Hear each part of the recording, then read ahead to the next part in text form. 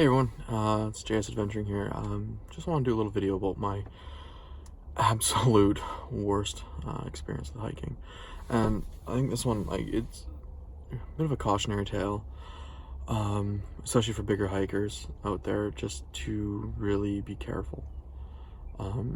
So last summer, I was about a month into hiking, and I was in love with it. So I got this brilliant idea that I was going to try Hunt Lake Trail, which is probably one of the hardest trails in Manitoba. So with a little bit of background, central Manitoba, for those that don't know, is incredibly flat. Like, watch your dog run away for a couple days flat. There's nothing. Like, the slightest hill is a pretty rare sight. I mean, if you can see actually behind me out there, I mean, you're looking at a road that's half a kilometer from here, and besides those trees behind it, you'd see forever until you can't see anymore. So Hunt Lake is very different. It is in the Canadian Shield, and it's on the edge of a crater lake called West Hawk Lake. And the trail itself is about 13.5 kilometers and requires, I think it's in the neighborhood of about 150 meters of climbing. And that is just going up and coming over and back down, and it seems to be you climb up to climb down. So me and some friends set out, and I had been doing all this hiking in central Manitoba. Like, I did like 20-kilometer day. I was so excited, but I hadn't done any climbing. I hadn't done any elevation. So I set out with my friends, and we get out super early, and we're on trail. We're the first car there. I'm feeling great. Like, we're doing the hike, and I'm feeling awesome, and I am ill prepared. I went in with a single smart water bottle with water, and I had a Sawyer Mini on me, and I was like, hey, when I drink it, it's not a big deal. I'll just refill. There's lakes everywhere. This will be great. I'm gonna do amazing. So we're hiking in, and we stopped for our first break super early, and it was just to strip layers because we were all in hoodies because it's late May, well, early May, and in Manitoba it's still kind of cold in the mornings at that point in time. So we strip off some layers, and we're going, and we come across this little sign, and the sign says, you know, are you prepared for the challenges ahead? Do you have snacks? Do you have water? Do you have proper footwear? And I laughed at the fourth one. It says, are you and the members of your party physically fit enough for the challenges ahead? And I laughed at it, and I was like, you know what, guys, once we finish this trail, I'm gonna get a picture of me holding this sign just to prove that, you know, you don't need to be that fit to do this. So we keep going, and we're doing all this climbing and stuff, and I'm noticing early on that I am struggling to keep up. I am not going as fast as they are, and so they're having to stop and wait for me quite a bit. But I'm like, whatever, it's not a big deal. I'll just try to keep the pace up, try to keep up with them. So we stopped for our second break around the 3-kilometer mark on this little really beautiful bay, and at this point I'm starting to feel a little bit of tightness in my groin, and my ankle's a little sore. I'm like, okay, well, I've had this happen before, and it's passed. I just need to take it easy. So we get going again, and they're going at their pace, and I remember, like, in my head thinking, like, Dixie from Homemade Wanderlust being like, you know, hike your own hike, go at your own pace, and I'm telling myself this, but I'm trying to keep up with them because I don't want to accept that I'm that bad at this, and it's stupid, absolutely stupid. So we get to this point where you got this like 2 or 3 meter high rock wall, and it's not quite vertical, but I mean, we're talking not 45 degrees here, and this isn't something that you could just walk up. I mean, you probably could, but I can't. I had to climb it. And in Hunt Lake Trail, you learn after a while that you always take the harder path. So if you hit a fork in the path, always take the harder one, because the easy one will lead you off trail for a couple minutes and then a dead end, and then you either have to climb up a cliff to get back to the trail or backtrack. So we hit this point. There's this really dark, creepy valley that kind of goes away from this rock wall, and we're like, well, okay, well, I checked my GPS on my phone, and I'm like, okay, it can't tell. Like, the trail and this valley are meters apart. So it's really hard to tell if you're supposed to go down or up. And so we make the decision, well, let's just go down, and we get to the bottom of this valley, and super creepy and eerie, and I love that kind of thing. So I was like, this would be a great place to like come and listen to creepypastas and stuff. So we get down there, and it's just sheer cliffs all around us. So we're down at the water level, and again, I'm still rationing my water. We're at the lake, and thinking back, I'm like, what the hell are you thinking, James? Like, you should have drank all of your water and filtered it and drank some more and filtered more so you had water. But I didn't want to slow down the people I was with. So I kept going. And we realized that we're at a dead end, so we have to turn around and go back up. Because we can see the trail. We've seen a hiker go by on the trail up top. And I'm not doing that climb. The guy, I want to get into rock climbing, but then and there was not the time. So we climb back up out of the valley, and at this point, I'm starting to feel dizzy. And I'm starting to be in more pain.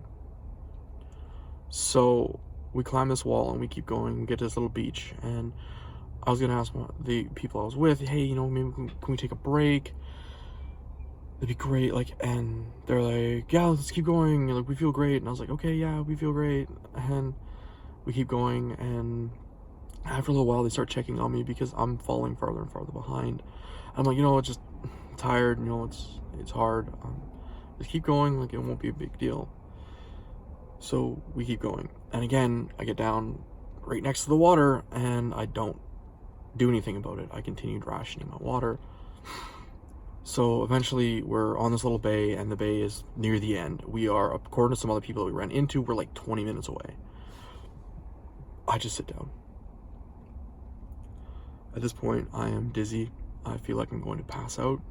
I am in probably 4 out of 10 for pain. And I realize that I'm making a huge mistake because I am walking farther and farther from the truck. Farther and farther from being helped. This trail leaves kind of like the last road and heads off into the wilderness. And the only way you're getting rescued is by boat. And in a lot of places, if you want to get rescued by boat, you've got a 10-15 meter climb down off these cliffs down to the water. So they're asking me like, hey, what's wrong? I'm like, guys, like I'm not doing okay. I should have turned around a couple of hours ago. So I tell them, like, listen, you guys go on ahead, finish the trail. I'm going to turn around. You'll catch me. I promise you'll catch me.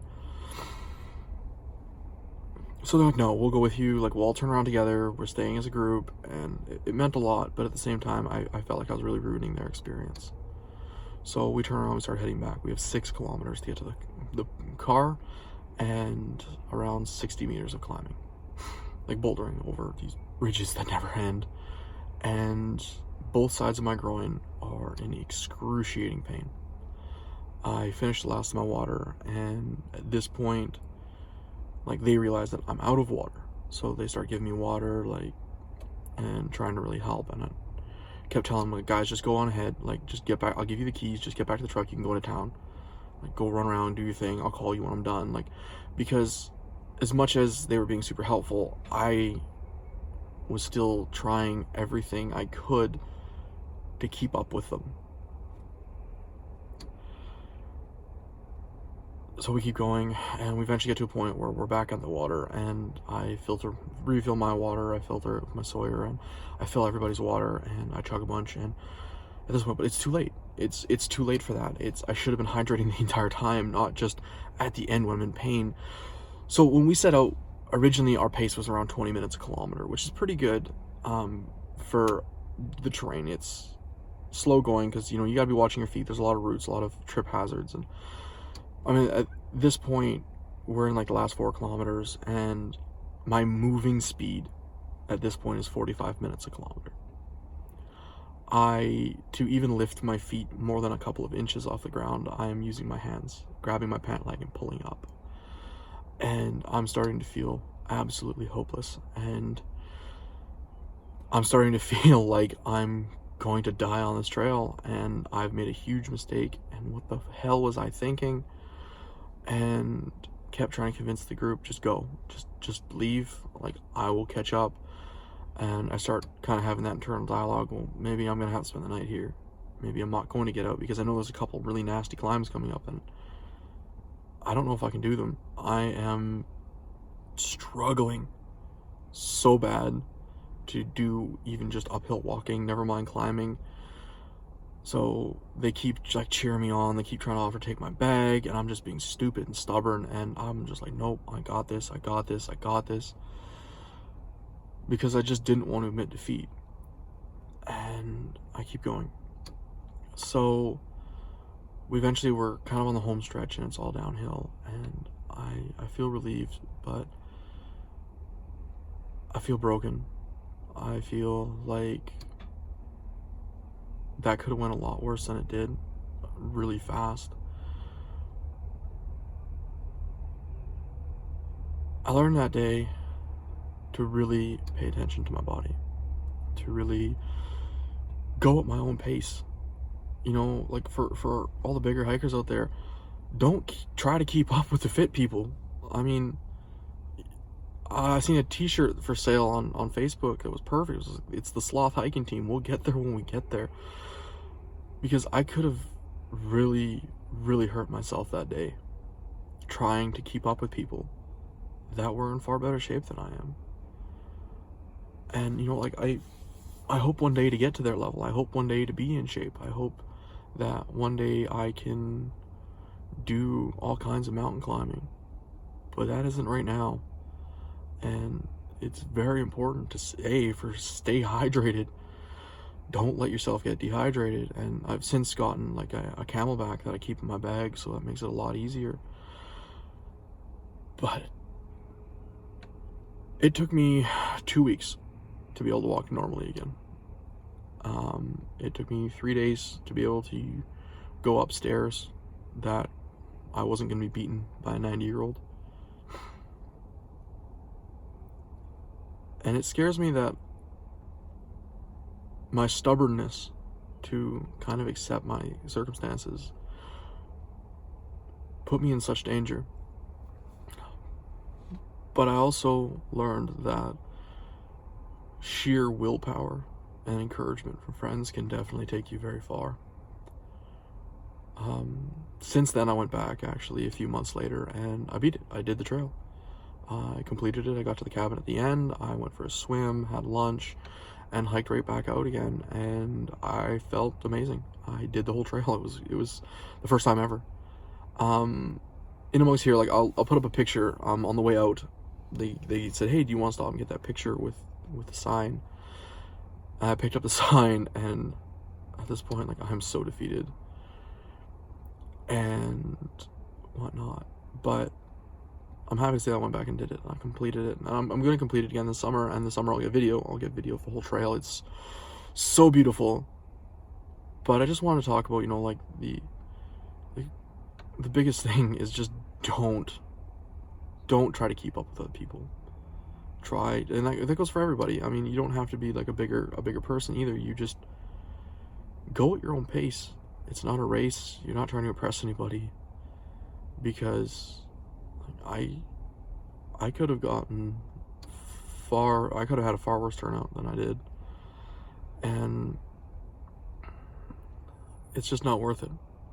If you're hiking with people that care that much about how fast you're going, then you're hiking with the wrong people. The people I was with didn't. The problem was me. And don't ever worry about inconveniencing other people with how slow you're going. Because at the end of the day, it doesn't matter how slow you were going or how fast you were going if you get hurt. Because then you're out for weeks or worse.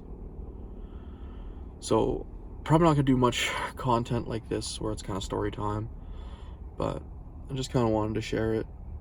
And I was thinking about it this morning, so I figured I would do it while memory's still fresh. If what my voice is waving at me. If you like this video and you like what I'm doing here, you know, you can click here to subscribe. If you want to see my most recent video, I'll put a link to it here. Thank you guys for watching, and I really appreciate all of the really positive comments and everything that I've gotten. Got my first pretty mean one, but people suck. Whatever, it's not a big deal. Thanks for watching.